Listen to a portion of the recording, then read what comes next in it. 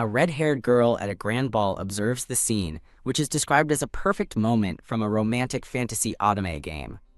A beautiful red-haired girl in a yellow gown gently holds a small, white, gerbil-like creature in her palm. Her mission is revealed: to capture 6 characters, one by one, as she's shown about to kiss a silhouetted man. However, a dark and ominous thought bubble reveals there is just one problem with her plan. The red-haired girl is startled as an unseen person calls her name, Uriel. A blonde-haired man suddenly grabs Uriel's hand from behind, shocking her.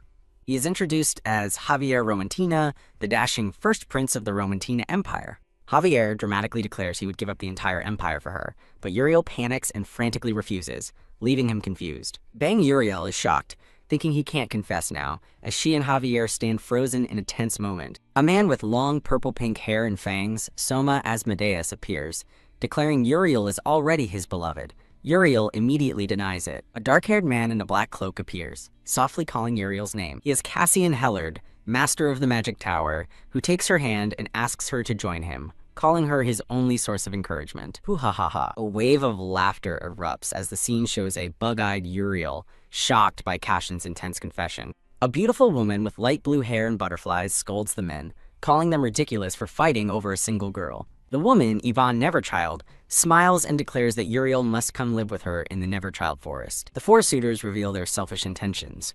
Javier threatens them, Soma wants Uriel to himself, Cassian plans to seal them all, and Yvonne wants a party buddy. Wah.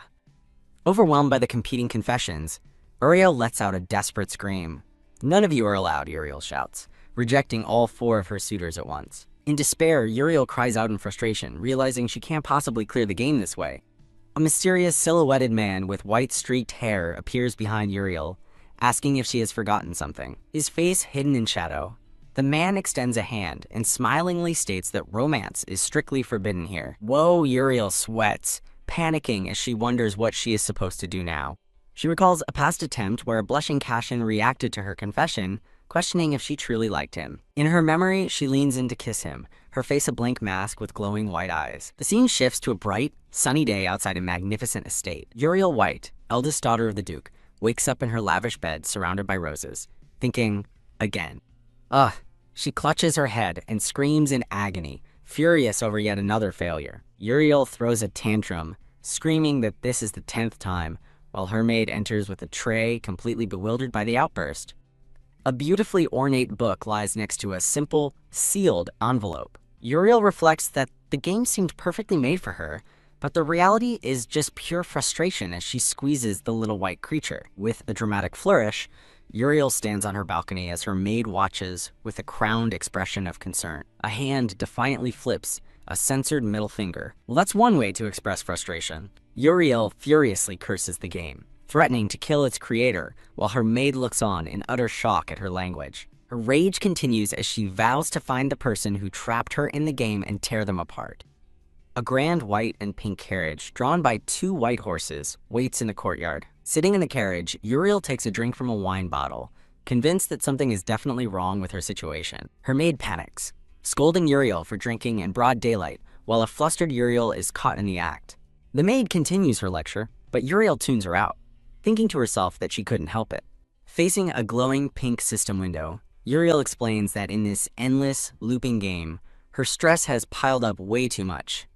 A profile on Cassian Hellard reveals his tragic past. He's a great dark magician who was sacrificed by his own father and bound to a demon, trapped in eternal darkness. Uriel thoughtfully considers Cassian's cruel life, believing she could capture him if she could just ease his loneliness. She arrives in the familiar Romantina village, a place she has visited countless times before. Bumping into a cloaked figure, Uriel quickly apologizes and asks if he is all right. She realizes she has met her first capture target, Cassian, the very person who has caused her to restart the game dozens of times. Uriel cheerfully tries to invite him for tea, but the hooded Cassian coldly tells her to be more careful and brushes her off. "Wait a second," she calls out, but he continues to walk away down the cobblestone street. She trips and falls to the ground, while he continues on, only pausing to mutter, before leaving her behind.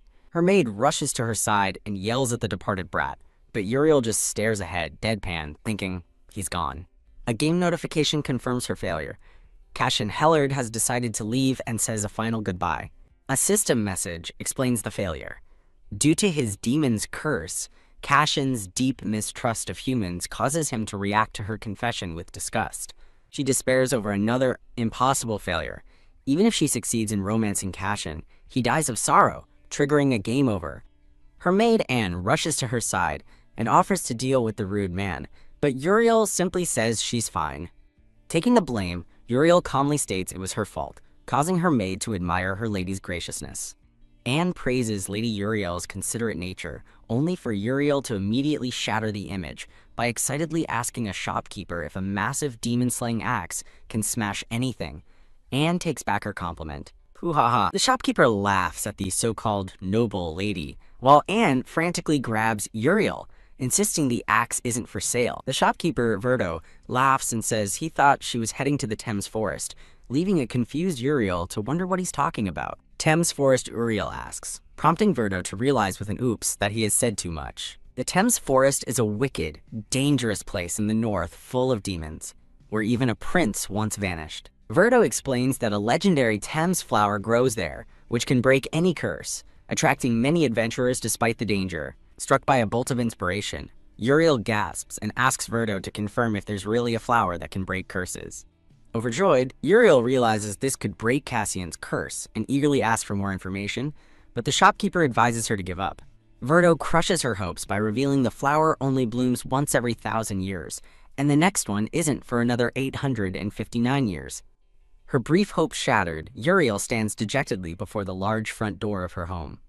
Ugh, Uriel sighs, frustrated that the one hope she found for breaking Cassian's curse is completely out of reach. She explodes in a fiery rage, swearing to hunt down the game's developer as the endless restarts push her emotions to their limit. She grimaces in pain, remembering the ankle she twisted earlier is still throbbing. Her thoughts turn dark as she questions if breaking the curse would even work, or if she'd still fail and be trapped. Clutching her small companion, she despairs, wondering if she will ever escape this endless game. HMPH. Her despair quickly turns to defiance as she declares she won't give up now.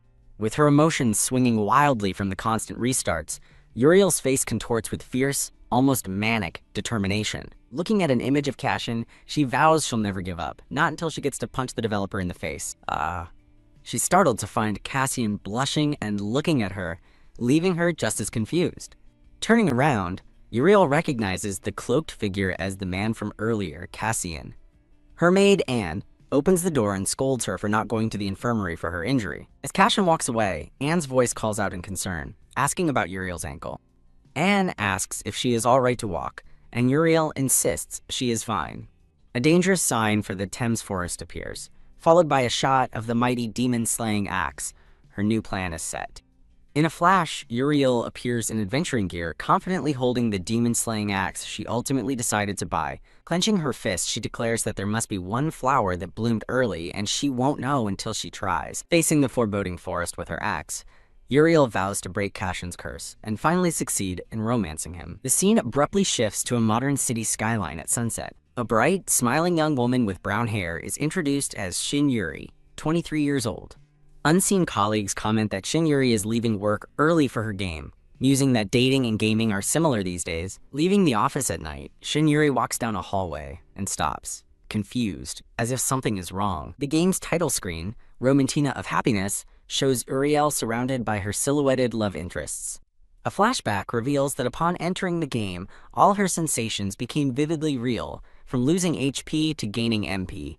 Bound by chains, she reflects on how she ended up as the heroine in a romance game. Back in the forest, Uriel decides to camp for the night, still adjusting to life inside a game world.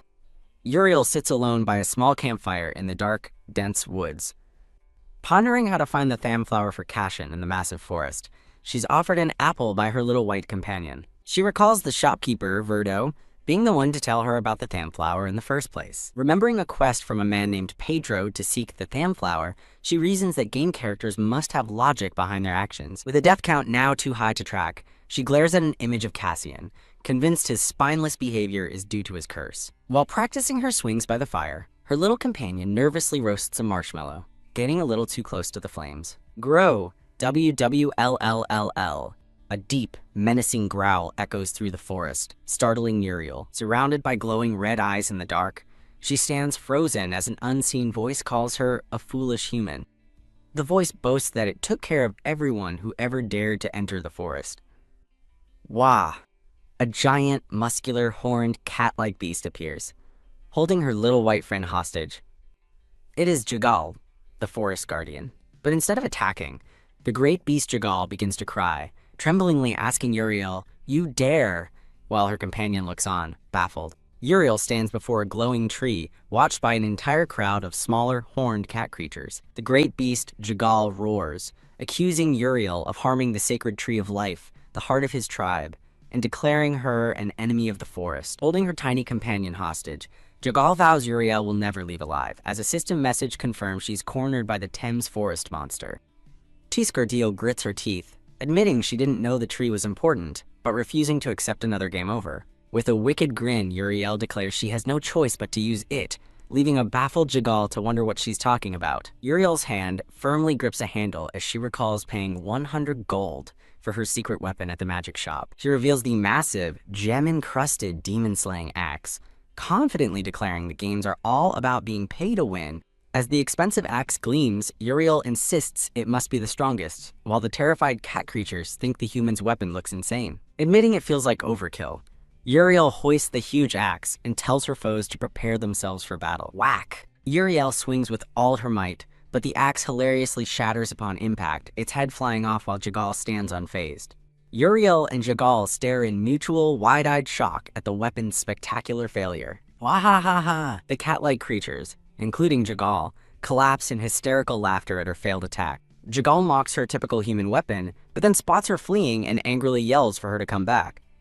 Uriel runs for her life, wailing in agony that she was scammed out of her money.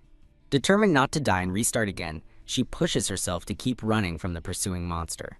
Mid-flight, Uriel trips and plummets towards the ground. A brutal slash fills the screen, signifying a vicious attack.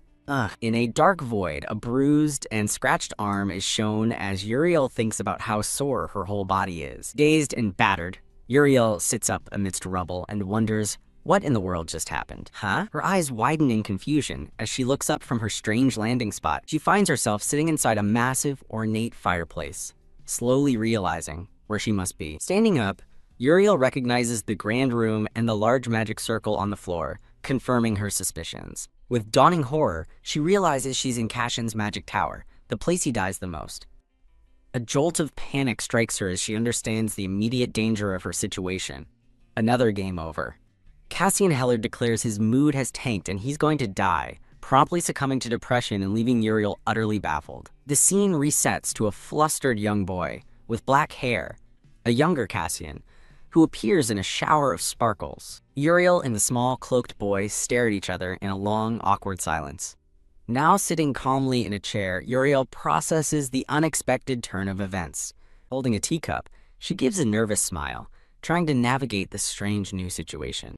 Uriel asks the boy, who is peeking timidly from behind his large cloak, to come closer so she can hear him. She thinks that she never imagined Cassian could be such an adorable little kid, while the blushing boy shyly admits he's not good with people. Beaming with hope, Yuri sees this as a new chance, and asks the young Cassian if he knows about the Tamflower. The boy confirms he knows of the Tamflower, as Uriel recalls that it's a legendary flower that blooms once every 1,000 years under the Tree of Life. The young Cassian bluntly tells a smiling Uriel that finding such a flower is absolutely impossible. Uriel breaks into a cold sweat, realizing the terrible mistake she's made. This is bad. She panics, thinking if he finds out she chopped down the Tree of Life, he'll die again, triggering another game over. Tap. Needing to escape, Uriel puts down her cup and nervously announces she should be going. She stops short as the young Cassian suddenly appears right in front of her.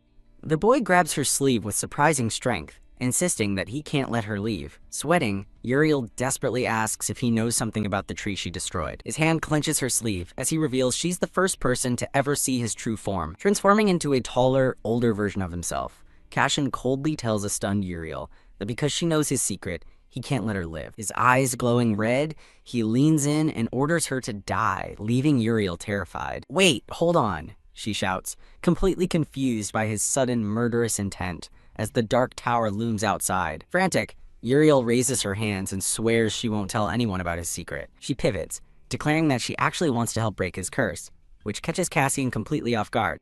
Cassian gives a cold, skeptical smirk, his face hidden in shadow. As he mutters about not trusting humans, Uriel yawns, completely bored by his gloomy attitude. "Trust me," she insists with a smile, certain that even this can be solved since it's a romance game. "Shick." She suddenly lunges past him with a weapon, apologizing that she missed her target. Wielding dark magic, Cashin promises to kill her painlessly next time, as Uriel realizes with horror that he is 200% serious. Desperately trying to escape, Uriel screams that she doesn't want to die like this. As she flees down a long tower corridor, a voice taunts that it's useless to run. As the tower has no exit, unwilling to give up, she desperately scans the hallway, convinced there must be at least one exit among all the doors. Thunk! She throws open a door, hoping for an escape, but screams in horror upon discovering a gruesome torture chamber instead. Trying another door, she's startled by a tiny, cat-like creature with a pink bow, who accuses her of being an intruder. Uriel immediately apologizes. Frustrated that there isn't a single proper room, she looks up at the foreboding tower where a lone silhouette watches from a high window. An unseen voice asks if she has given up yet, causing Uriel to turn with a weary sigh. Deciding her best option is to hide, she cautiously peeks into another room, hoping for a safe haven. Her eyes widen in disbelief as she takes in the unexpected sight before her. She finds herself in a surprisingly normal and cozy-looking child's room. Relieved, she finds a teddy bear and wonders if this could be Cashin's childhood room. Her attention is drawn to an ornate picture frame sitting on a nearby desk. Approaching a table, she curiously observes the picture inside the frame. The photo reveals a young, black-haired Cashin standing beside a tall, white-haired man holding a teddy bear. Startled by the realization, Uriel whirls around, declaring she's had enough of this game. She's stopped in her tracks as Cassian appears before her, coldly telling her to stop. Cashin stares at her with an intense, unreadable expression, leaving a long silence. A hand gently pats Uriel's head, much to her surprise and confusion. A voice echoes through a magical haze, revealing it already knows her secret from the jackals. In a flashback, Cassian confronts Uriel by the fallen tree of life, accusing her of cutting it down. Back in the present, she realizes with horror that this is why he wanted to kill her. Cashin nervously stammers, trying to deny her unspoken accusation. He clarifies that the flower wouldn't break his curse anyway, a revelation that leaves Uriel utterly shocked. "What?" A cry of disbelief echoes through the dark forest. Uriel frantically grabs her head, yelling about the pointless trouble she went through, while a confused Cassian looks on. Furious, she questions if the game is even beatable before trailing off with a sigh. Suddenly, thorny vines erupt and ensnare her. Cashin explains that it's troublesome for anyone to know his true form. Power radiating from his hand, Cassian coldly orders her to disappear from the forest forever. Trapped and helpless, Uriel grits her teeth, wondering how she's supposed to romance such a crazy character. A system window asks if she wants to quit the game. Thinking she can't take it anymore, her hand reaches toward the yes option. She screams in desperation, begging to be let out of the game as the vines tighten. In a sudden shift, Cashin lies on the ground, telling her not to be afraid and that it was nice talking to someone before he goes. He promises she won't feel any pain, which only enrages the trapped Uriel further. Clutching his chest, Cassian abruptly changes his mind, telling her again not to be afraid. Leaning close, he commands her to look at him, vowing that he'll use the flower or whatever it takes to break his curse. While he insists it's impossible, Uriel defiantly declares she'll keep trying no matter how many times it takes.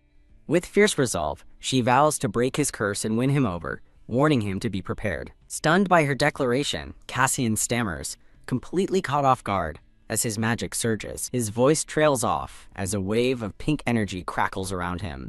A massive pillar of light erupts, filled with loading messages and system alerts. The brilliant beam of energy signals a dramatic shift in the world. Uriel floats peacefully in a gentle void, her eyes closed as petals drift around her. Opening her eyes, she finds herself falling toward a seemingly endless field of beautiful blue flowers.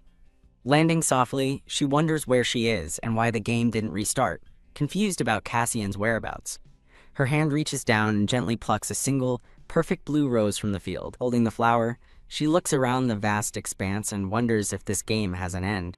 While glad she found the flowers, she worries she will be trapped here forever with no way out. Her thoughts darken as she imagines herself succumbing to despair and dying alone in the field of roses. Her panicked fantasy is interrupted as she makes a startling discovery right beside her. Looking down, she's shocked to find a blonde-haired person sleeping among the roses and wonders who they are. Kneeling beside the sleeping blonde man, Uriel is startled by a sudden sparkle near his head.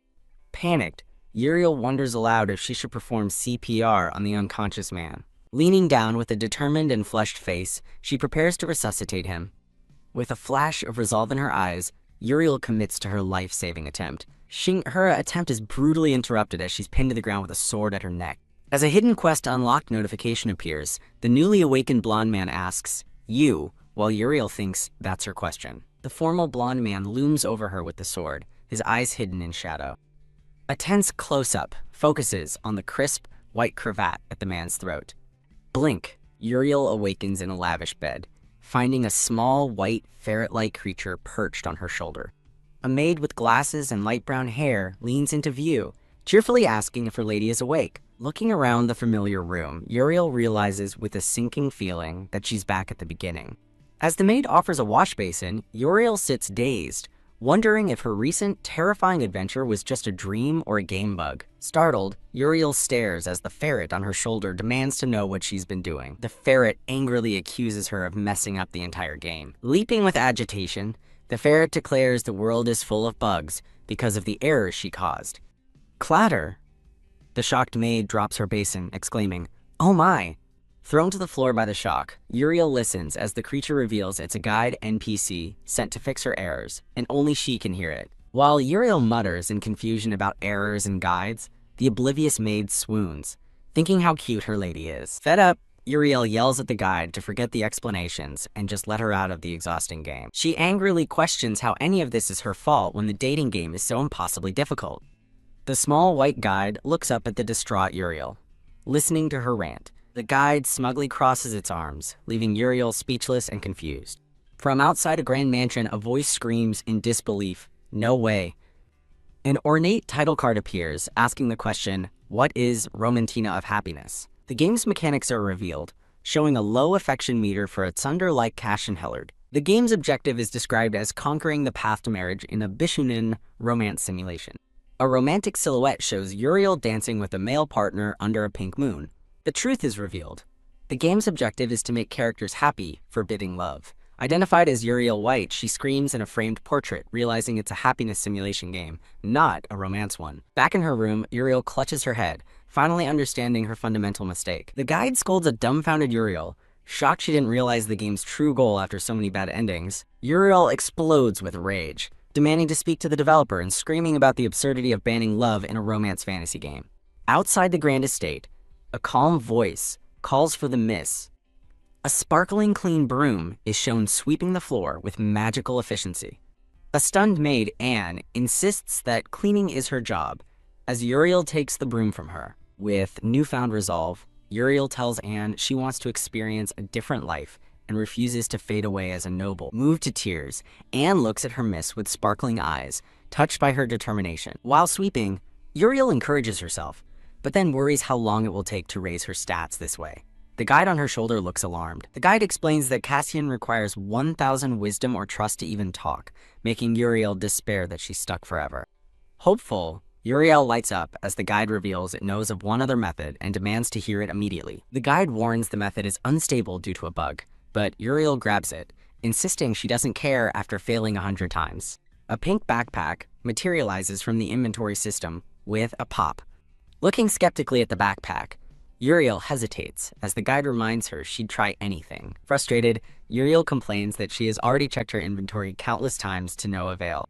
Opening the bag, she's stunned to find it full of glowing blue roses, the Thames core. Her inventory screen confirms she has multiple rare Thames core flowers, leaving her to wonder how she got them. Recalling the field of blue flowers and the mysterious blonde man, Uriel realizes with dawning horror that it wasn't a dream. Stunned, she looks away, quietly wondering if that surreal experience was actually real. The guide furiously berates her, confirming the dream caused a massive amount of trouble. It explains that the Thames forest is known for system errors, which she worsened by trying to force a shutdown there. The guide sternly warns Uriel that if she continues to deviate from the game's manual, things will become truly dangerous. The guide delivers a grave warning. Regardless of whether she completes the game, she could become permanently trapped inside it. Panicked, Uriel screams in disbelief, her eyes wide with terror at the prospect. Back in her room, Uriel frantically clutches the guide, despairing over her real-life job promotion. The guide calmly tells her to relax, as this is why it's here. As Uriel holds the guide, it advises her to be patient and follow its instructions step by step, which she finds surprisingly adorable. The scene transitions to the quaint and sunny Romantina village. In the village, a cloaked figure appears as the guide explains Cashin is often here, asking Uriel if it was her first time seeing his true self. The guide notes that Cashin's personality prevents him from showing weakness, leaving Uriel to ponder how desperately he hid his true nature. Tisk.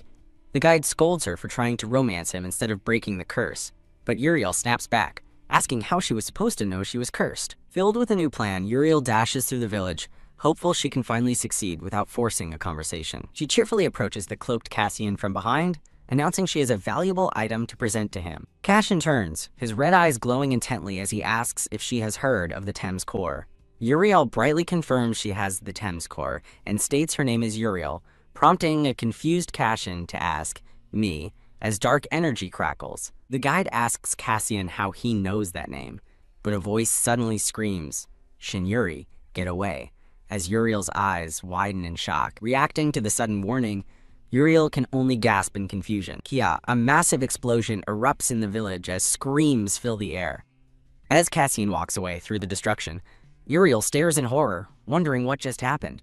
Uriel reels from the shock, wondering how he knows her real name and if his memory is still intact, while the guide groans. The guide explains that Cassian remembering her is a major system error, and his use of explosion magic has classified him as a dangerous entity. The guide collapses in despair, whimpering that this route is completely broken and beyond its ability to fix. Unfazed, Uriel cheerfully runs up to Cassian, asking if he remembers killing her. Surrounded by dark energy, Cassian remains silent, his expression unreadable. Uriel smiles brightly, cheekily asking if he's curious how the person he killed came back to life. Grabbing his cloak, she asks if he's insane and boldly declares that perhaps she can save him. His eyes widen in shock as a wave of dark energy pulses from him. The violent energy continues to ripple through the air. Amid the ruins, system alerts reveal both Uriel and the guide have already died and been revived. Suddenly terrified by his insanity, Uriel reconsiders her plan, thinking she should give up and begging him to stay away. Her fears cut short as she looks up, surprised, and begins to say, "You always." In a stunning reversal, Cassian blushes and shyly hides his face in his cloak. He remains hidden in his cloak, face flushed and completely flustered. Uriel and her guide stare in utter confusion, wondering what is happening. An affection meter pops up, showing a slight increase, while Uriel questions if she's finally on the romance route despite Cassian's insane caution stat. As Cassian takes a step back, Uriel cautiously asks what he's doing. A single, glowing blue rose appears in Uriel's hand. She offers the rose to Cassian, formally apologizing for her discourteous behavior. Kneeling before him on the broken cobblestones, she lowers her head respectfully. Uriel humbly presents the flower, explaining she only wanted to help him with the Thames flower. Looking down at the kneeling Uriel, a flustered Cassian blushes, his thoughts racing. Smack! The guide leaps off her shoulder and slaps her, telling her to suggest they sit down for a calm chat over tea instead. The guide whispers that this is the most progress they've ever made by just talking, much to Uriel's annoyance. Suddenly, a force pulls Uriel and the guide backward. Cassian reaches out as she's dragged away, wondering how a noble lady came across the Thames flower. Stumbling backward, Uriel listens as Cassian coldly states the flower is useless and won't lift his curse. He turns away, lamenting that even with the legendary flower, he still doesn't know how to break the curse.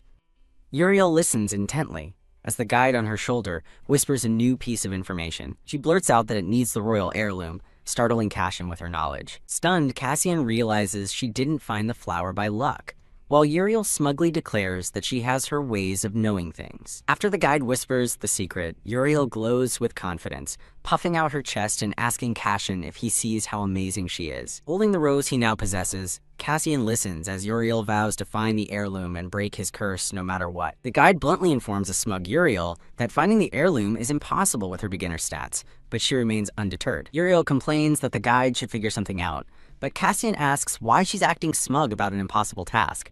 Caught talking to the guide, a flustered Uriel gasps, wondering if Cassian heard her. As magical energy swirls, a hand firmly grasps her wrist. Now holding her hand as they float above the village, Cassian asks if she would truly help someone like him. Uriel stares back at him, surprised and deeply touched by his question. A bright flash of light signals a magical transition over the village. The scene shifts to a massive, dark magic tower under a starry purple sky. Uriel and Cassian approach the imposing entrance to the grand magic tower. Awestruck Uriel marvels at the overwhelming size of the magic tower as Cassian walks beside her. Hiding behind a large rock, Cassian suddenly turns to Uriel and asks why she summoned him. Stunned by his question, Uriel can only let out a shocked exclamation. A giant horned cat-like creature appears, asking what the matter is. A system window identifies it as the forest guardian Jagal. Cassian calmly instructs Jagal to escort Uriel to the drawing room, and she realizes the guardian follows his orders. Tisk, the forest guardian Jagal, begrudgingly agrees to Cassian's command. Uriel climbs onto Jagal's back as a system notification confirms he has become a mount, increasing her speed. Thud, Jagal's giant paw slams down, cracking the ground with magical force. Jagal's paw opens a magical vortex, and a system message announces they've entered the dungeon of Cassian's Mage Tower. Riding on Jagal's back, Uriel gazes in wonder at the incredible, sparkling interior of the tower, exclaiming her amazement. She and Jagal ascend a magical, spiraling staircase that floats through the tower's mystical space. Uriel holds on, remarking to herself that the Mage Tower feels as mystical as she expected. They approach a glowing purple door at the top of the floating staircase. Jagal announces their arrival, leaving a surprised Uriel to wonder how they got there so fast. At the top, Uriel is shocked to see Cassian waiting in a different form as a new map is unlocked, the Mage Tower's reception room. Now, a small child, a blushing Cassian, explains he uses this form inside the tower to manage the mana overflow. Uriel thinks to herself that being comfortable is nice as she takes in his new appearance. Ding, a notification appears for Uriel White as she squeals with delight, thinking that being adorable is even better. Ding, with his mood at 10, the childlike Cassian insists he is not cute as Uriel realizes her thoughts slipped out. Now seated for tea in a grand library, Uriel focuses on the more important matter at hand. The adorable child Cassian timidly recalls that she wanted to lift his curse. Uriel asks if there's a way to do it, and then, leaning forward, confidently tells him to trust her. Winking, she thinks that since this is a game world, there must be a solution, especially with her guide Jun. Turning to her shoulder, Uriel asks her guide, Jun, what their next move should be.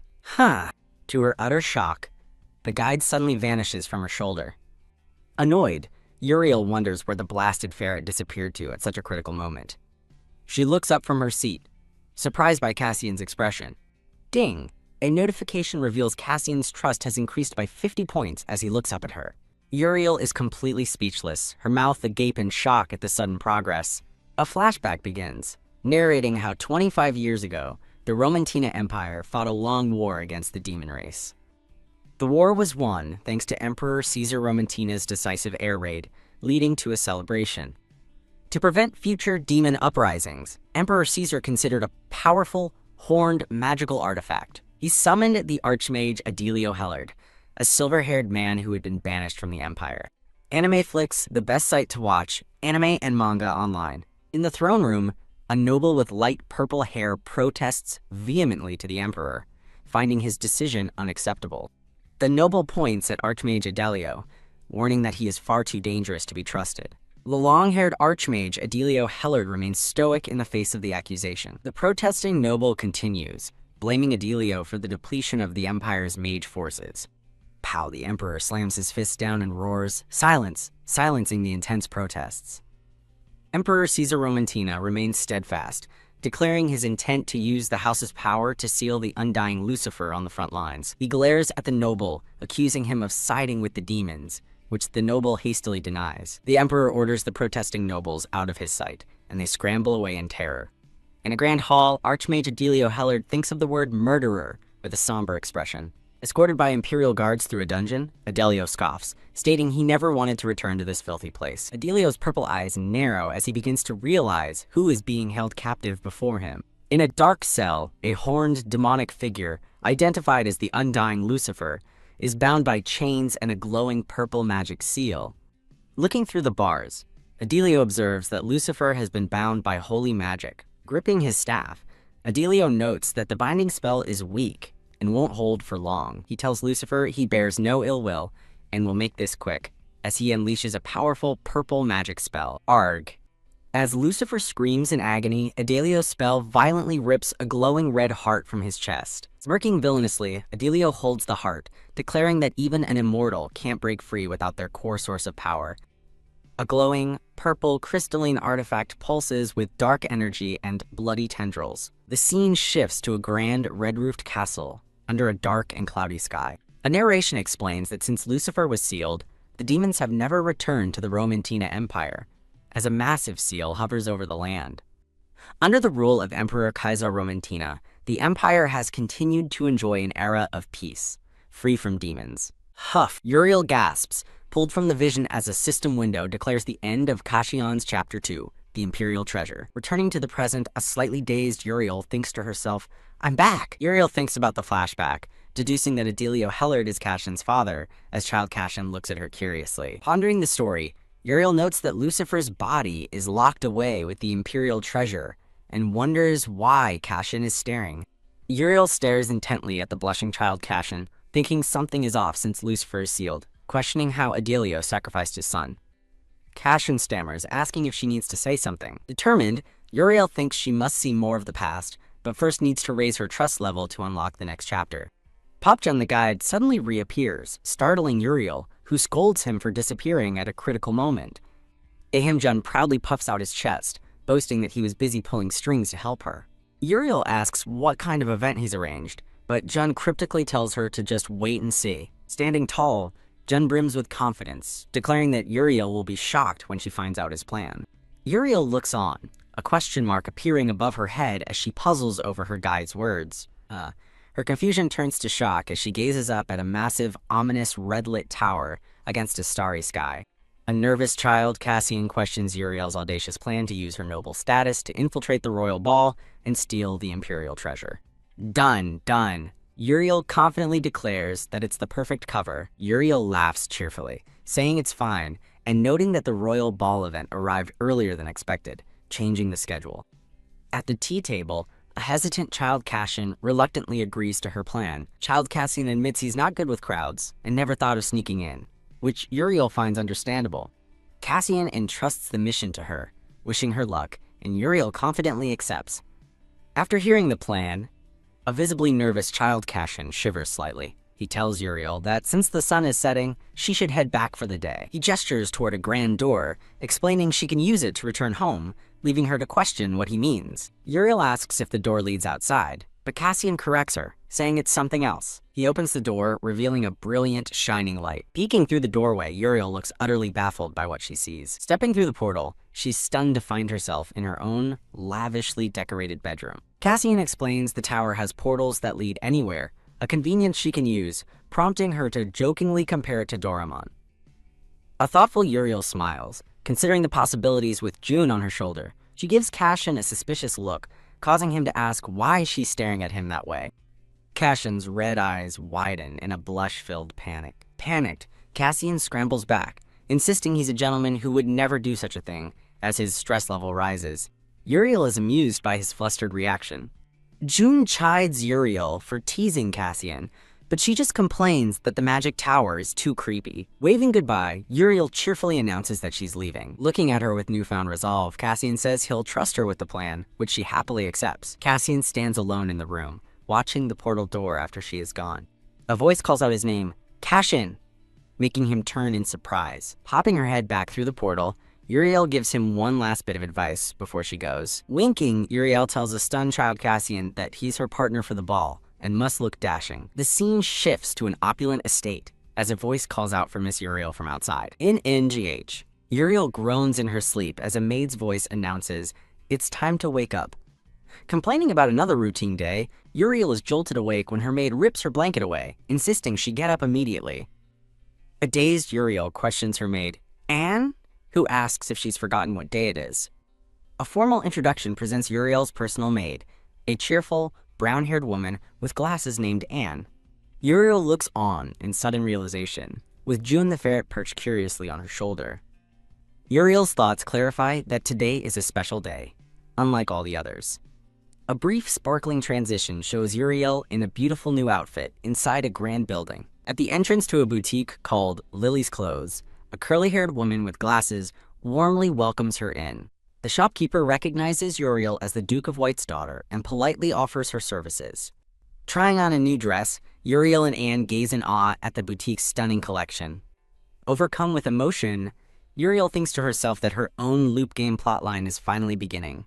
As Uriel gets ready to shop, Jun intervenes, pointing to a plain white gown and declaring she's wearing that one. June reminds Uriel she insisted on going with Cassian, presenting a plain apprentice mage dress perfect for blending in. Jun explains Cassian's goal is to go unnoticed, presenting the simple dress as the perfect choice for a quiet entrance and exit. June insists she follow his lead, and a reluctant Uriel agrees, deciding that clearing the path is her top priority. Resolving to listen to Jun to avoid disaster, Uriel picks the plain dress, shocking her maid, Anne. Uriel wonders if hiding is what Cassian truly wants, but Anne voices her strong disapproval of the choice. Erg. Jun bonks Uriel on the head, scolding her for daring to ignore the route plan again. The shopkeeper welcomes them to the boutique as Uriel is reluctantly wrangled in the background. A beautiful blonde princess in a golden gown makes a grand entrance into the boutique. The newly arrived princess smirks, asking if this is truly the Empire's biggest boutique. While the shopkeeper fawns over the princess, Uriel wonders about the stunning new character's identity. A sparkling introduction panel reveals the new arrival is Princess Sia Valentine of the Kingdom of Valentine. Uriel learns Sia is a princess from an allied nation and is engaged to the first prince, wondering why his name is censored. Princess Sia approaches Uriel with a gentle smile and offers a greeting. A flustered Uriel returns the greeting as Sia pleasantly identifies her as the Duke of White's daughter. Uriel politely asks what brings the princess here today, surprised by how friendly Sia is despite her haughty appearance. Sia explains that she's attending the imperial ball and is unfamiliar with the local fashion. Looking at a dress, Sia continues, explaining that she wants to fit in with Romantina's style. A system window pops up as Sia Valentine turns to Uriel and asks her to pick out a dress for her. Uriel processes the request, considering that Sia wants to fit in at the upcoming ball. Wow, Uriel is amazed as a system window presents two dress choices for the princess. Princess Sia warmly takes Uriel's hands, declaring that her thoughtful gesture is more than enough. Uriel beams, thanking the princess for helping her figure things out. Princess Sia looks back at Uriel with a faint, curious smile. Sia says she's glad she could help, but as she leaves the boutique, a notification states their relationship has not changed. The scene shifts to a nighttime view of the Grand Romantina Imperial Palace. Dressed in formal attire, Cassian stands alone near the palace entrance, looking out at the guests. A voice calls out his name from behind, and Cassian turns to see who it is. Cassian turns with a slightly startled expression toward the voice that called him. Uriel makes a dazzling entrance in a beautiful blue gown, asking if she kept him waiting. A flustered Cassian stammers that she did not, covering his blushing face as Uriel asks if something is wrong. Still hiding his face, Cassian struggles to find the right words. Cassian declares he can't go in because the ball is too bright, while a radiant Uriel looks on. He tells a surprised Uriel that he'll wait outside, suggesting it's best she go alone. Jun appears, chiding Uriel for stressing Cassian out, and she playfully teases him back for getting dressed up. While a flustered Jun protests, Uriel thoughtfully considers the situation. Standing alone on a balcony, a dejected Cassian stares out at the night as Uriel's voiceover thinks, even if it's just a game. Uriel's voiceover sympathizes with Cassian, who spent his life alone to hide his curse, as he blushes and looks away. Her thoughts continue, realizing he ultimately locked himself away in that imposing tower to remain isolated. Back in the present, Cassian desperately calls out to Uriel, but she turns with a smile, reassuring him that it's okay. Looking at a surprised Cassian, Uriel declares that he has her now, and is no longer alone. A shocked June watches as a system window announces that Cassian's affection has increased by 30 points. Click, a cat-faced padlock unlocks as June shouts in disbelief that this breaks the game system. The Birth of the Tower backstory continues. As a lock clicks open above them, Jun shouts that Uriel holding Cassian's hand is a system violation. Uriel sighs in relief, thinking to herself that at least it's not a sudden death ending. She looks at Cassian and asks him to tell her his story, triggering a flashback to a grand palace. The flashback begins, introducing Adelio Hellard, the man who sealed Lucifer, symbolized by a glowing red gem. A narration explains that Adelio was recognized for his achievement and pardoned of his crimes by the Emperor. Adelio kneels before Emperor Caesar Romantina, who favors him for his heroic deed. Now, the Imperial Court Mage, Adelio, stands confidently amidst blue roses as the narration states everything seemed to be going smoothly. Adelio addresses a group off-screen, coolly advising them to stay on their guard. A curly-haired noble scoffs, complaining that a kin-killing murderer is now casually roaming the palace. The curly-haired noble and his companions sneer at Yahello, remarking on his audacity for not even flinching. A bystander warns Yahello to watch his back if he wants to live comfortably in the palace, but he remains silent. Yahello suddenly breaks into a wide, mischievous grin. The curly-haired noble recoils in anger, demanding to know why Yahello is laughing so creepily, but Yahello simply calls him rude. Yahello thinks to himself that the noble is the one who's truly shameless. Poof! The curly-haired noble's pants suddenly vanish, leaving him standing awkwardly in his bloomers. The crowd erupts in laughter and points at the noble's obscene and embarrassing predicament. The furious noble accuses Yahello of using vulgar magic, but Yahello plays innocent, asking if he has any proof. The noble angrily declares his position as head of imperial oversight, but Yahello calmly replies that he's already aware. Yahello calls him out as the count who wears a fake hairpiece, which promptly flies off his bald head as onlookers gasp. Peeved? The mortified count shivers in humiliation, stammering in rage as onlookers mock his strange hair. The count flees, shouting a threat that Yahello will regret this, while Yahello watches him go. HMPH. Yahello scoffs dismissively as the narration explains this was just his way. The scene shifts to a peaceful forest, where Yahello walks toward a quaint wooden cabin. Opening the door with a warm smile, Yahello asks someone inside how their body is feeling. A woman with short black hair sits up in bed, happily exclaiming Yahello's name. Yahello's wife Dorothy is introduced as she tells him she's feeling better thanks to the medicine he gave her. Yahello expresses his relief that the medicine is working, while Dorothy marvels at how he found a cure for her supposedly incurable disease. Dorothy looks at Yahello with concern, saying she was worried he went through too much trouble for the ingredients. Yahello smiles softly, promising to tell her everything once she is fully healed. A narration explains that although Yahello gained wealth and power, all he truly cared about was his wife Dorothy's well-being. The scene shifts back to the grand imperial palace at dusk. Yahello approaches Emperor Caesar Romantina's desk, announcing that he was summoned. The emperor looks up, acknowledging Yahello and stating that he's sure Yahello already knows why. Emperor Caesar Romantina holds the red sealing gem, explaining that Lucifer alone isn't enough to overwhelm the entire demon race. Yahello listens intently, simply asking the emperor to continue. The emperor reveals his plan to lure the moongazer demon, Asmodeus, using Lucifer as bait, which requires them to temporarily unseal him. Yahello flatly refuses the emperor's dangerous proposal. As he turns to leave, Yahello states firmly that Lucifer's seal cannot be undone again, and tells the emperor to give up. Yahello's inner monologue reveals he's fine with offending the emperor, whom he considers endlessly greedy. The emperor questions Yahello's defiance, accusing him of becoming a traitor once more. The emperor claims he expected Yahello's refusal, and offers a single piece of advice because of their past bond. With an ominous glint in his eye, the emperor tells Yahello he'd best return home quickly. Yahello glances back with a cold, resolute expression as he walks away through the palace hall. His thoughts scream Dorothy's name in a frantic, jagged burst of panic. Arriving too late, Yahello finds his and Dorothy's quaint cabin completely engulfed in a raging inferno.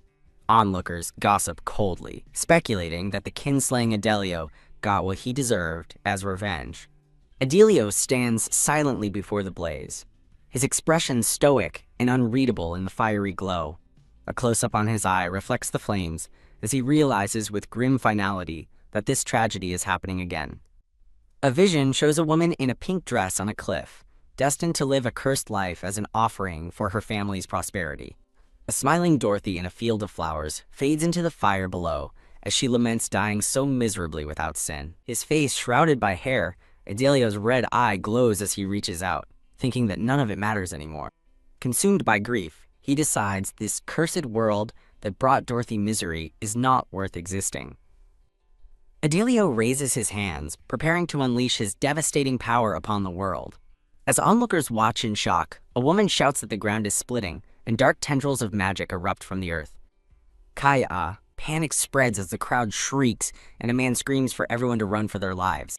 Yahello vows he will never forgive the empire that killed Dorothy, as his magic consumes the fleeing nobles. Wreathed in shadow and crackling purple energy, Yahello's face contorts with rage, his eye glowing a demonic red. A narration explains that black lightning rained down upon the empire, now a terrifying, inhuman figure of shadow.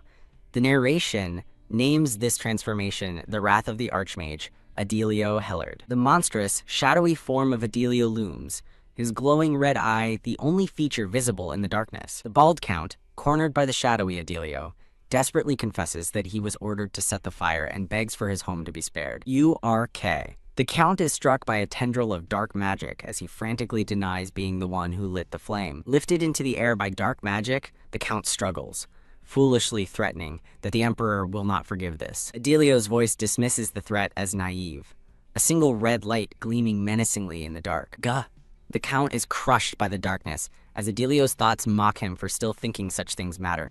Enraged, Adelio looks to the sky, seething that human arrogance has always disgusted him. As Adelio's red eye glares, a disembodied voice whispers his name, trying to reach him through his rage. A lone figure stands defiantly in front of the roaring inferno that was once the cabin. The figure is revealed to be Dorothy, untouched by the flames, who calls out Adelio's name with sorrowful eyes. Adelio stares in utter disbelief, wondering how she possibly survived the inferno. Without hesitation, Adelio walks through the raging fire toward Dorothy. Ugh. Cough. One of the nobles, caught in the magical onslaught, chokes in the background. Terrified, the noble points at Dorothy, screaming that she's a monster for being unharmed by the fire. Adelio rushes forward, sweeping Dorothy into a desperate embrace amidst the flames. Dorothy hugs him back, reassuring him that she's fine and pleading for him to stop. He clings to her as she begs him not to suffer because of her anymore. Onlookers point in terror towards the forest as a dark power emanates from it. Dark, thorny vines writhe and crackle with energy, enveloping the forest in an ominous aura. Ugh.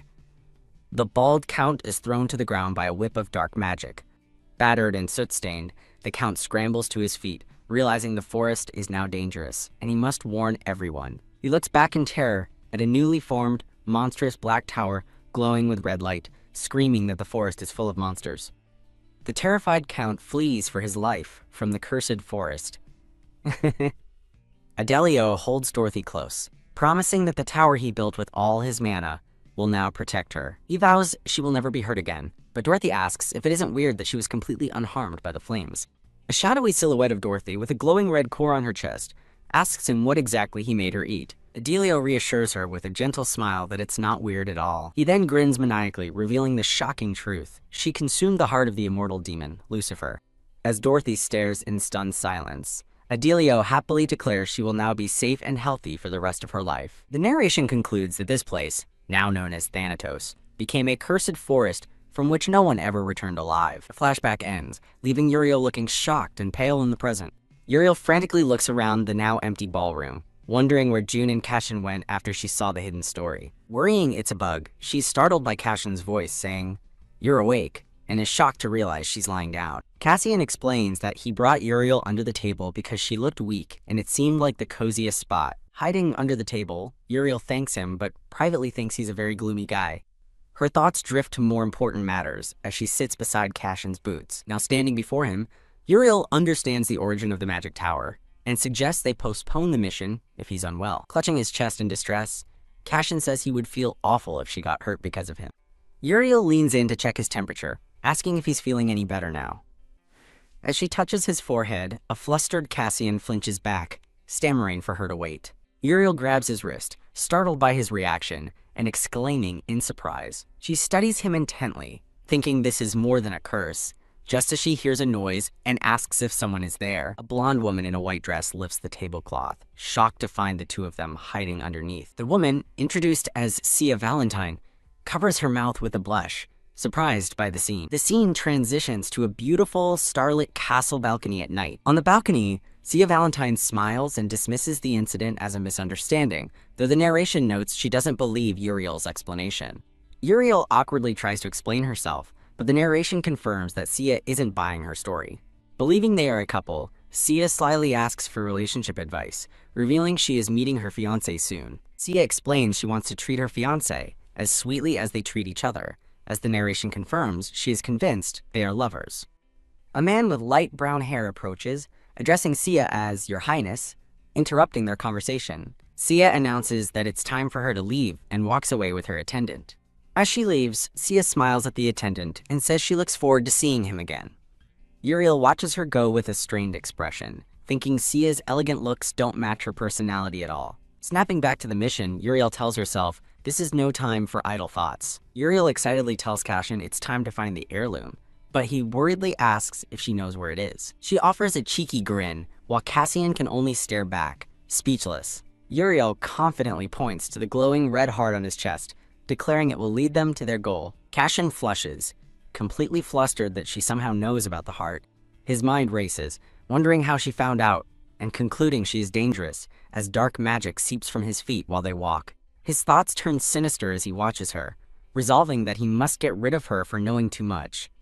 A beautiful vision of Uriel smiling brightly among pink roses fills his mind. Despite his dark resolve to eliminate her, Cassian can't help but blush as he looks at Uriel's back. The scene pans out to an overhead view of the castle's manicured gardens and courtyards. A lone silhouette stands, looking out from a grand, arched window of the palace. Elsewhere, a man with blonde hair decides it's time to go downstairs, receiving a quiet yes in response. A close-up reveals a glowing green gem on a necklace, as a voice promises to be right there. A promotional page thanks the readers and encourages them to support the creators on their website. The scene shifts to a sweeping night view of the magnificent Romantina Imperial Palace. Uriel peeks out, pleased to have safely reached the 4th floor. As item descriptions note, her dress reduces her presence, while her companion's tuxedo boosts his cuteness. She stands before a grand, ornate set of doors, certain that the heirloom is inside the Emperor's office. Looking back at Cassian, Uriel encourages him to follow his heart, assuring him it will lead them to the heirloom. She urges the hesitant and blushing Cassian to trust her, so they can go get it. Uriel begins to say they can do it together, but is cut off by her weasel companion, who insists she must go alone. Startled by the weasel's sudden appearance, Uriel demands to know where it's been. The white weasel in a tuxedo strikes a triumphant pose on the balcony railing. The weasel explains that Cassian cannot be directly involved, prompting a confused Uriel to ask why not. Putting on a pair of glasses, the weasel states it's against the rules, while Uriel identifies him as the weasel from the Duke's house. The weasel explains that as the player, Uriel's role is to help Cassian, not the other way around. He continues his explanation by pointing out Cassian's massive and unstable mana power. Patting her head, the weasel calls Uriel a lowbie and says it's safer for her to go alone, causing her to grumble that she'd be high level if not for all the resets. Determined, Uriel turns back to the large doors and declares she's going to check it out. She cautiously pushes the door open, and a system message confirms she has entered Emperor Kaisar's office. Inside the office, Uriel senses the room is saturated with a powerful, magical energy.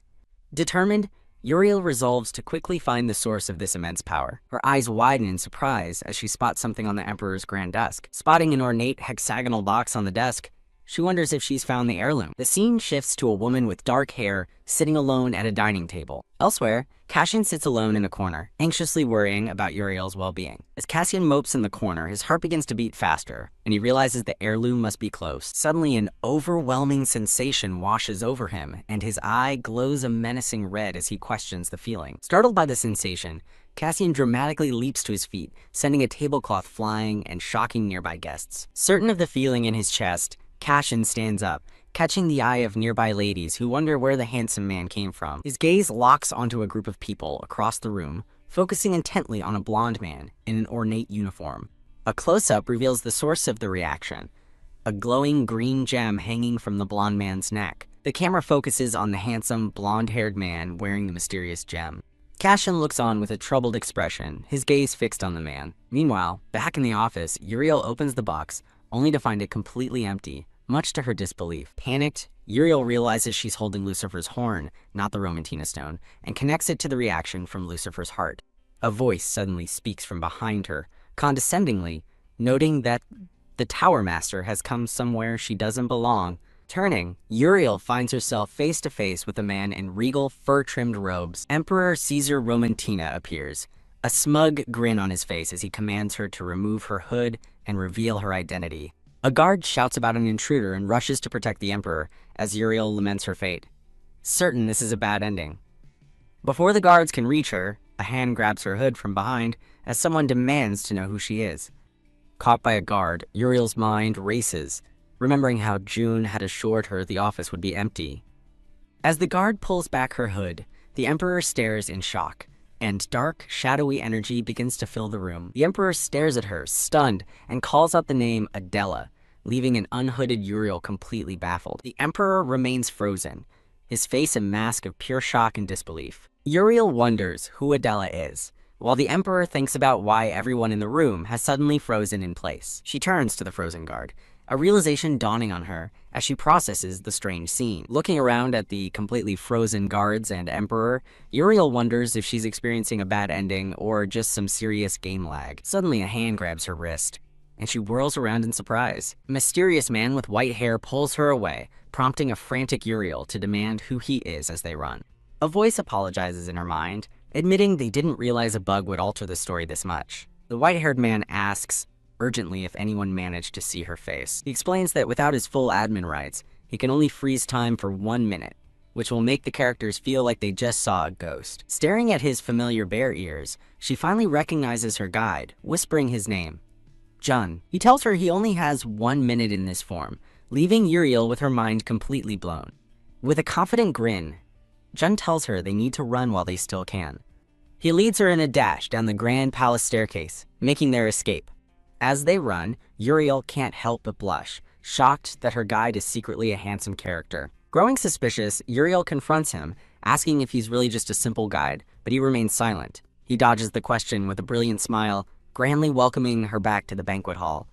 He reminds her they have no time for questions as the time freeze is about to end. June instructs her to handle the panicking Cassian before he reverts back to his weasel form. Uriel presses him about how a guide can use such abilities, but he cheerfully tells her to move past it for now. At the same time, Cassian has a revelation.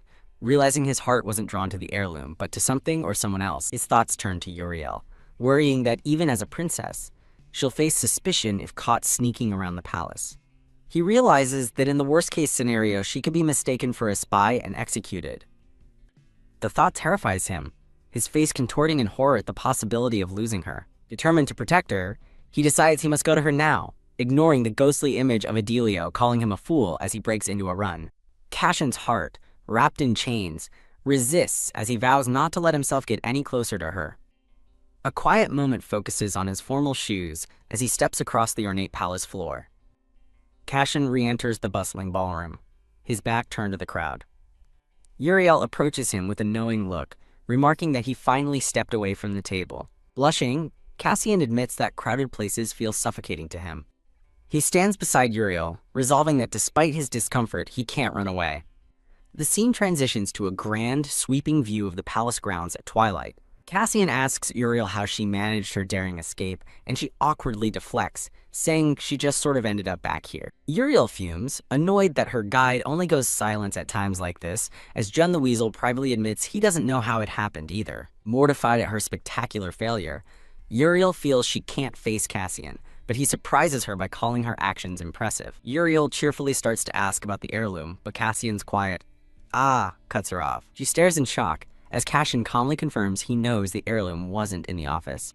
Immensely relieved, Uriel grabs Cassian's arm, glad there was never an heirloom there to begin with.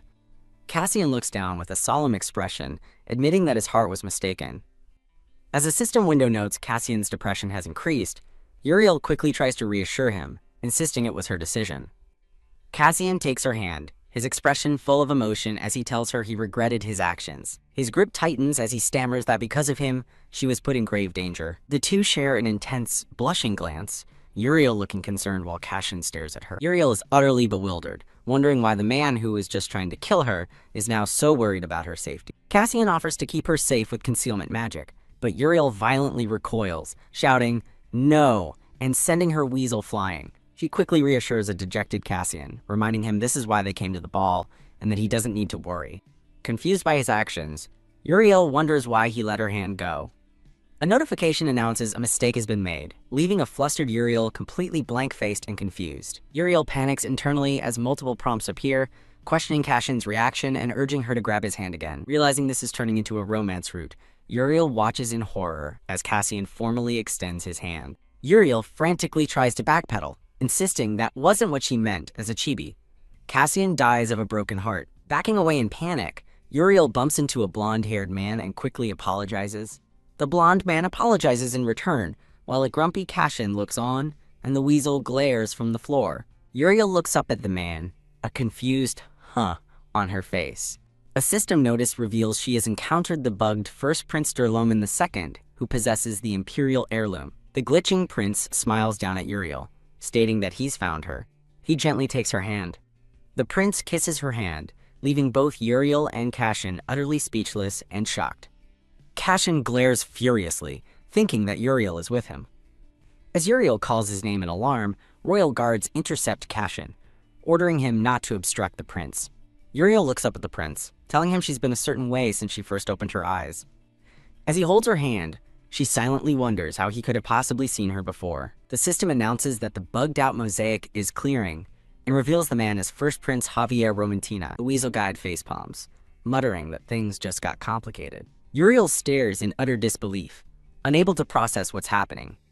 A brief, beautiful vision flashes of a pink-haired girl in a garden of blue roses. Another vision shows a young blonde-haired man with a shadowed face, holding a great sword. Prince Javier's expression clears as he remembers Jun mentioning a bug. He looks at Uriel with deep gratitude, calling her his savior. The prince gazes at her, his expression filled with sincere reverence. Uriel is stunned, questioning how he could possibly remember her after a full system reset. A system message pops up, as Javier smiles warmly and confirms her thoughts are correct. Uriel is horrified to see Javier's affection level is already at 70%, while Cashin glowers jealously behind her. Flustered, Uriel tries to deflect his praise, nervously insisting she's no savior and hasn't done anything. Prince Javier firmly insists she saved him, but a flustered Uriel tries to deflect, thinking savior is too much, as she realizes his affection has risen again. He grasps her hand tightly, telling her he's always wanted to see her again. He calls her the one who woke him from his eternal slumber, leaving a shocked Uriel speechless. Prince Javier gazes down at her with a gentle, knowing smile as petals fall around them. He expresses his gladness at their reunion, as a system window confirms his trust level has hit a staggering 70%. Uriel laughs nervously, astounded that the corpse-like guy from before is now such a major character. As Javier holds her hand, Uriel becomes increasingly flustered, feeling herself slowly losing all rationality. With Cashin watching from behind, Uriel internally complains that the game developers should have just made it a romance game. Suddenly, Cassian's gloved hand decisively pulls Uriel's wrist away from the prince's grasp. Prince Javier turns with a severe expression, demanding to know what's going on. With a sudden pull, Cashin yanks a stunned Uriel behind him as a system notice declares he is feeling jealous. A new notification announces Cashin's affection has jumped to 80%, leaving a frazzled Uriel to wonder what's wrong with him now. Caught between a smiling Javier and a blushing Cassian, Uriel panics at their sudden changes in behavior. A chibi Uriel screams in terror, realizing she's in serious trouble as she's caught between Javier and a dark energy-wielding Cassian in a mock affection-level battle. The surrounding party guests begin to murmur, watching the tense standoff between the two men over Uriel. With his arms crossed, Prince Javier angrily asks Cassian how he dares to stand in his way. Cassian protectively holds Uriel and declares he's defending his lady, prompting an enraged Jun to object from his shoulder. Javier addresses Cassian by his full title, stating he already knows all about the Lord of the Thames Forest. He menacingly alludes to knowing about Cashin's father's achievements and his atrocities.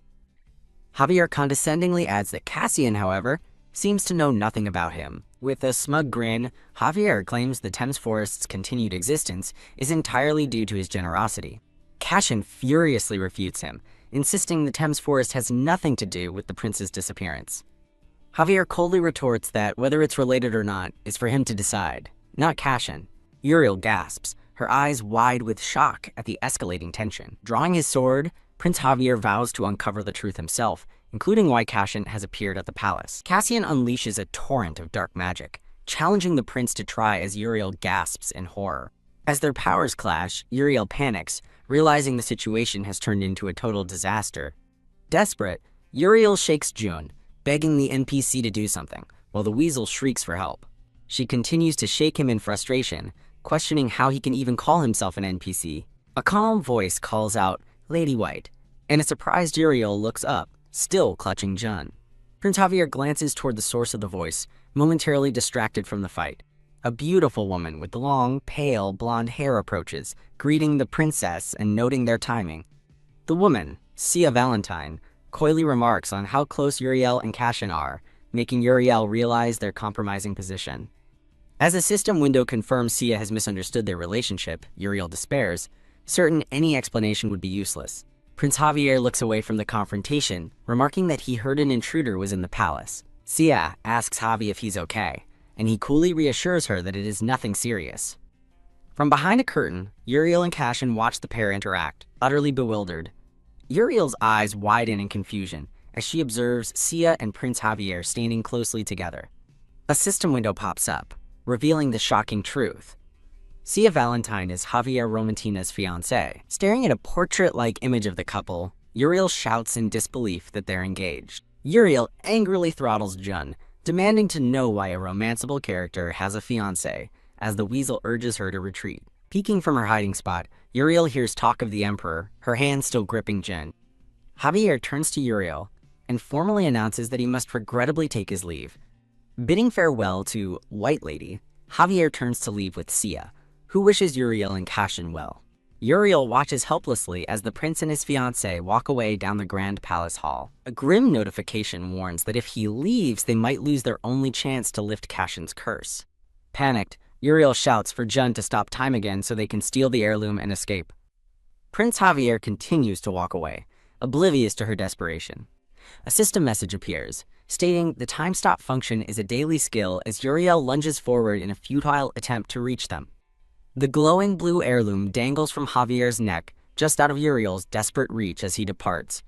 With a triumphant smile, Uriel snatches the glowing blue heirloom out of the air, exclaiming that she's got it. Suddenly, Sia grabs Uriel's hands, congratulating her on the nice catch as Uriel yelps in pain. Uriel is shocked by Sia's immense strength, wondering why the princess is so powerful, as Sia remarks that the situation was almost dangerous. Sia cheerfully identifies the heirloom as the Romantina family's necklace.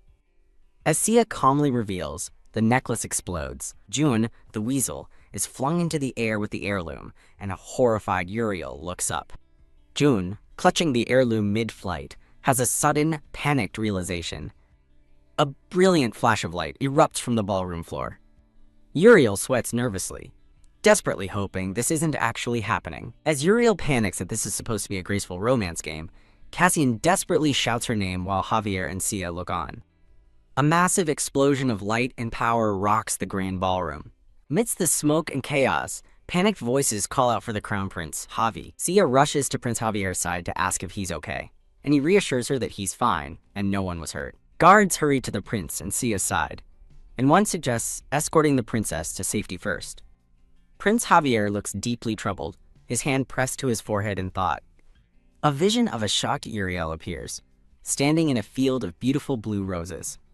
Prince Javier stands alone in the vast, empty ballroom, as petals drift down around him. Elsewhere, a young woman with glasses and light brown hair giggles to herself while watching a banquet from a high window. A plate of checkerboard cookies is presented as a thought bubble muses that Milady must be enjoying the banquet. At a lavish tea table, the woman with glasses is surprised to learn her lady's escort wasn't Lord Hellert. The woman smiles warmly, hoping a wonderful destiny finds her lady this year. A horde of large, horned cat beasts mobs the tea table, devouring all the cookies and pastries.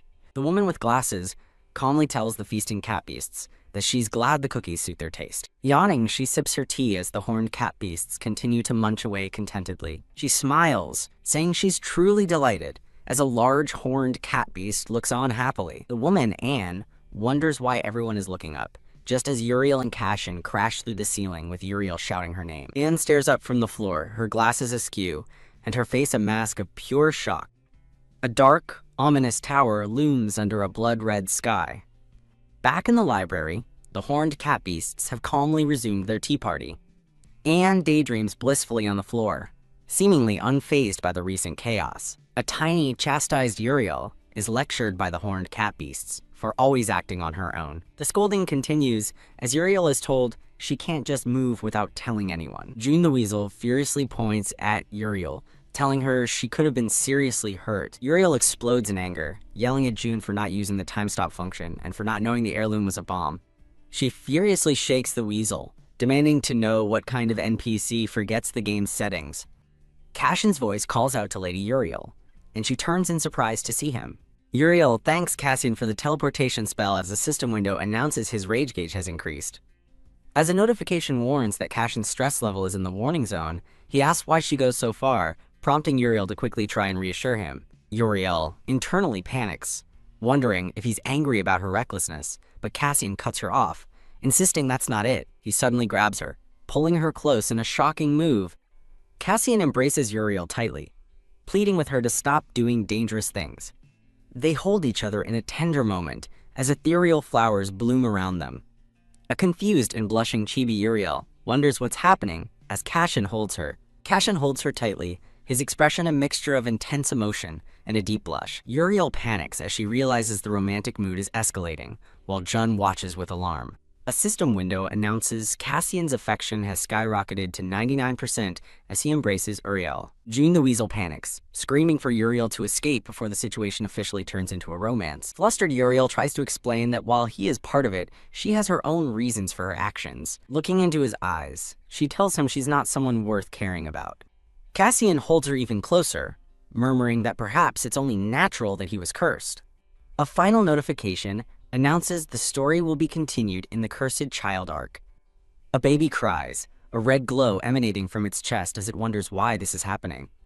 As the baby's cries echo through a moonlit room, it continues to wonder why this fate had to befall it. A long-haired man mournfully calls out the name Dorothy, then screams in anguish over a woman in bed, vowing her survival was thanks to Lucifer's heart. The scene shifts from a grand, sunlit library to a close-up of a hand holding a book inscribed with a complex magic circle. A young, red-eyed boy happily runs through the library, clutching the large magic book. The boy rushes to his father, who sits by a large window, proudly exclaiming that he's read every book in the magic tower. His father, face obscured in shadow, tells a young Cassian that to become the master of the tower, he must cultivate more mana. Cassian solemnly agrees, reflecting that his father could never accept him for the way he was born. In a sunlit forest, a tiny Cassian runs after the distant figure of his father, calling out to him. His father, a man with long, light-colored hair, turns and remarks that this is the prime time for studying. The father asks what he wants, and a beaming young Cassian simply giggles in response. With a bright smile, Cassian presents his father with a beautiful, glowing blue rose, declaring it the legendary Thames flower. With a harsh thwack, his father slaps the flower from his hand, ordering him to stop wasting time on nonsense. The father coldly dismisses him to focus on his pitiful mana, leaving a crestfallen Cassian to sit dejectedly on the ground. In a dark, fiery vision, a voice cries out, "Father!" as chained hands are shown. Cassian's father stares grimly at a glowing, magically infused crystal in his hand.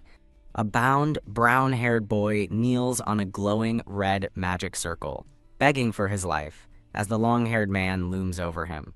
A demonic form of red energy manifests, laughing at the man for killing his own son to save a dying woman. The demon leans close to the terrified, bound boy, mockingly asking who the real devil is. Cassian's father silences the demon, ordering it to do exactly as it's told. He holds the glowing crystal and threatens to crush the demon if it speaks nonsense again. The demon laughs and accepts the contract, calling the boy a generous offering to resurrect a dead woman. The boy, his face smudged and tear-streaked, screams for his father to please stop. His father's face is lost in shadow, his eyes glowing with an ominous red light. A red, arcane symbol appears above the boy's head as he looks on in terror. Cassian realizes with dawning horror that from the beginning, his father never saw him as family, only as a sacrifice. The demonic energy slams down onto the boy, who lies helpless on the magic circle. With red eyes blazing, the boy vows that he will not be used and discarded. A pulsing red, heart-like object throbs in a dark void. The dark, swirling red energy continues to pulse ominously. Cassian's father gasps in shock as the boy on the floor is consumed by a torrent of dark power. The father stares in disbelief, realizing the power of the spell being unleashed. Panicked, the father screams for Cassian to stop, warning that finishing the spell means his own death. A massive red dragon named Mordos materializes, questioning the source of the immense magical energy. The dragon's eye widens in terror, realizing it's about to lose its heart's master. A cataclysmic explosion of pink and white energy erupts from the top of the dark magic tower. Back in the present, Cassian holds Uriel and confesses with a haunted expression that he killed both his father and mother. He gently pushes Uriel away, pleading with her not to risk her life for a person like him. Uriel watches him, sensing the deep fear behind his words as he recounts his past. She longs to comfort the pained Cassian, who looks down, consumed by his traumatic memories. A system notice declares Cassian is in extreme despair, and Uriel panics, realizing she must comfort him to prevent the suicide ending. With June on her shoulder, Uriel hesitates, worried that comforting him carelessly could have disastrous consequences. With his affection at 99%, a system window presents Uriel with two choices: hold Cassian's hand or pretend not to notice. Uriel breaks into a cold sweat, realizing with horror that his affection score is about to max out. The scene transitions from the dark, imposing tower to the tense atmosphere of the room where the two stand. Observing Cassian's trembling fingertips, a distraught Uriel agonizes over the two choices before her. Uriel knows that comforting Cassian in his current state will raise his affection score and lock them into a romance route. June warns that the other option is worse. If she pretends not to notice, Cassian will fall into depression and die. Uriel groans, frustrated by the impossible choice she's been forced into. Sweating and trembling, Uriel remains frozen, paralyzed by indecision. Uriel stares at Cassian's trembling fingers, agonizing over the two choices and lamenting that she didn't expect to be put on the spot like this. Gazing at the blushing Cassian, Uriel reflects with a tinge of bitterness that he really is just a game character. A giant horned cat beast scolds Anne for admiring the scene, asking if this is really the time. Uriel plugs her ears and screams for everyone to shut up, overwhelmed by the pressure as someone calls her name. Looking stunned, Uriel holds up a docile Jun the Weasel. Anne, sitting on the floor, asks a dazed Uriel what is happening and reminds her that she just fell from the sky. Uriel panics, wondering if her inaction triggered a, quote, a timed idle event, as Cassian suddenly wakes up behind her. Startled by his voice calling her name, Uriel turns to face a concerned Cassian. Cassian gently takes her hand, asking if she has something she wants to say to him. Uriel panics, realizing with a jolt that Cassian has woken up and the situation is escalating. As Cassian calls her name, a flustered Uriel wonders what to do while he covers his face in embarrassment. Bam. Unable to decide, Uriel headbutts Cassian, with a system notice confirming she has attacked him. A chibi Cassian lies knocked out as a notification explains he welcomed the attack, which succeeded, leaving him unconscious. Uriel sighs in relief, thinking she's saved. Uriel stumbles back feeling sick as Anne asks if she's okay, to which she replies that she was just as surprised. Looking down at the unconscious Cassian, Uriel sighs and wonders what she should do now.